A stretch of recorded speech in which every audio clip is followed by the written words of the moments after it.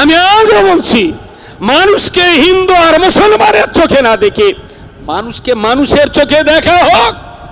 আমরাই তো বলি সবার উপরে মানব সত্য, তাহার উপরে না। তবে মনে হচ্ছে দেশ একটা নতুন স্বাধীনতা সংগ্রাম দেখতে চায়। আমি যখন বক্তৃতা করতাম না, তখন হিন্দুরা, অনেক হিন্দু কমেন্ট করতো, ও শালা বাংলাদেশি মাল বাংলাদেশে পালাতে হবে, তো সেই জন্যে এত দেশের জনগণের প্রতি মায়া দেখাচ্ছে। আমি বলি, বুঝবি চাষি বেলা হলি, বাংলাদেশ থেকে কড়া মুসলমান এসছে ইন্ডিয়াতে বলেন, আর কড়া হিন্দু এসছে। আজকে উপায়টা কি তাদের? ভালো ধার্মিক নিজের ধর্ম নিয়ে ব্যস্ত থাকে, আর যে লোকটা ধর্মের নামে চিটিংবাজি করে সেই লোকটাই অন্য ধর্মে কাঠি মারার জন্য খুঁজে বেড়ায়। ভালো ধার্মিক কখনো অন্য ধর্ম নিয়ে টিকা টিম্পনি কাটার এ করে না, কখনই করে না। অনেক মহারাজ, রামকৃষ্ণ বিবেকানন্দ সেবাশ্রম সংঘের অনেক মহারাজের সঙ্গে বসছি, তাদের কাছে বসলে না মাঝে মাঝে মনে হয় যের কাছে আমি বায়াত হই, অসম্ভব রকমের ভালো ভালো কথা বলেন। ওনাদের একটাই কথা, ভালো হিন্দু হতে হবে না রে ভাই, তুই ভালো মানুষ তৈরি হ। তোর ভালো মুসলমান হতে হবে না, তুই ভালো মানুষ তৈরি হ আগে। তুই যদি ভালো মানুষ তৈরি হবি তাহলে ভালো মুসলমান হতে পারবি। তুই যদি ভালো মানুষ তৈরি হবি, ভালো হিন্দু হতে পারবি, ভালো খ্রিস্টান হতে পারবি। আসলেই যদি মানুষটা ভালো না হয় তাহলে মুসলমানরা কখনো ভালো হবে না, হিন্দুটাও কখনো ভালো হবে না। আমাদের মানুষ হওয়ার চেতনা নেই, আমাদের মুসলমান হওয়ার চেতনা। আমাদের ভালো হিন্দু হওয়ার খুব লড়াই, ভালো মুসলমান হওয়ার খুব লড়াই। আমি বলছি ভালো হিন্দু হতে হবে না, ভালো মুসলমান হতে হবে না, আপনি ভালো মানুষ হন। আমি খুব ক্লিয়ার বলছি, হিন্দু ধর্ম সম্পর্কে আমার বিশেষ পড়াশুনো নেই, জানিও না, আর খুব বেশি বলতেও পারি না। ওই মহারাজদের সঙ্গে যখন বসি তখন একটু কথাবার্তা হয়, কিন্তু ওই সামান্য বিদ্যে নিয়ে কোনো চর্চা করা যায় না। সেই সাগরে ডুবে যেতে হবে, অনেক সাধনা করতে হবে, তারপর তার সম্পর্কে হয়তো দুটো কথা বলা যেতে পারে।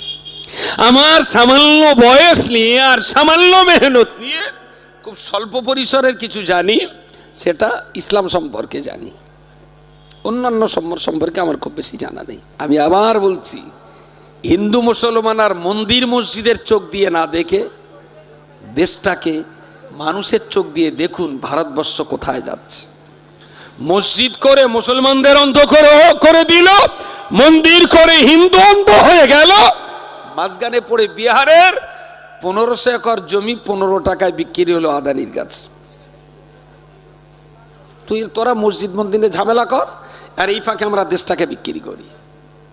শালা বাংলাদেশ, ছোট বয়সে বাংলাদেশের বিমান অ্যাক্সিডেন্ট করলে আমরা ঠাট্টা করতাম, চুলকুনি মেরে বাংলাদেশে উঠতে গেছে, ও তো ভেঙে পড়বি, তো সব বিমান তো বাঁশ দিয়ে তৈরি করা। ও মা, ক বছর পরে দেখছি আমার বিমানও হসপিটালের দেয়ালেকে ধাক্কা মারছে। এখনো বোধহয় বছর খানিক হয়নি, বলে কোথায় যাচ্ছে দেশটা? বিমানে কি লোক সহজে ওঠে? কত পরিশ্রম করা টাকা দিয়ে মানুষ বিমানে ওঠে সময় বাঁচাবার জন্যে।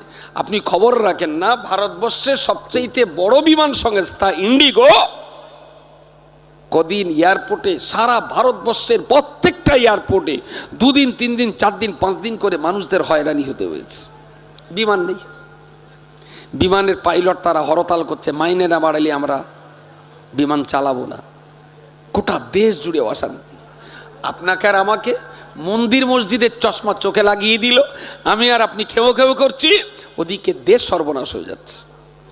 এয়ার ইন্ডিয়া বিক্রি হলো, লালকেল্লা বিক্রি হচ্ছে, রেল বিক্রি হচ্ছে, তেল বিক্রি হচ্ছে।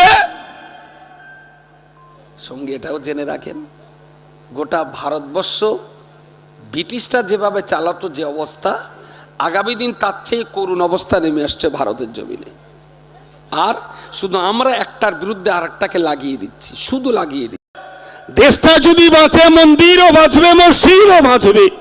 দেশ যদি বাঁচে, হিন্দুও বাঁচবে, মুসলমানও বাঁচবে। দেশ যদি বাঁচে, কলেজও বাঁচবে, হসপিটালও বাঁচবে। দেশ যদি বাঁচে, কবরস্থানও বাঁচবে, শ্মশানঘাটও বাঁচবে। আসলে যদি দেশটা আদানির কাছে বিক্রি হয়ে যায়, কাকা তোমার শ্মশানঘাটও থাকবে না। ইউপি থেকে ঘুরে এসো একবার, আরে বাবরি মসজিদটা একটা, গত 5 বছরে শুধু ইউপির মন্দির ভাঙা হয়েছে প্রায় 1,500-এর অধিক। যাও না কাকা, একবার দেখে এসো বাঁশ কার কত যাচ্ছে। আমি আবার বলছি, ইসলাম বিভেদ শেখায় না, ইসলাম ঐক্য শেখায়। ইসলাম বিচ্ছিন্নতা শেখায় না, ইসলাম এক সূত্রে গাঁথা শেখায়।